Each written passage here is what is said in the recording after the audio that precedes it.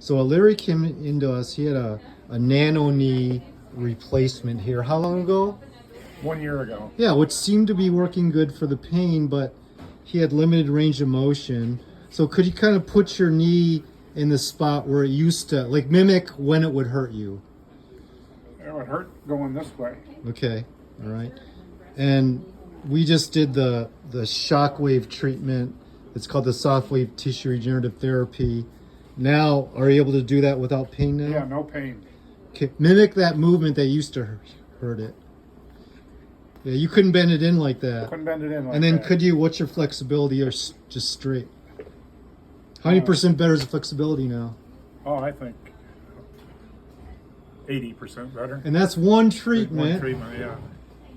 A year after the replacement. This should be standard after the replacement. Yeah. So you're going to get me a university study, okay? Okay. And then we just did the stem cell and laser for the neuropathy, and let's pray that's going to work like this too. Congratulations, Lair. Thanks. All right.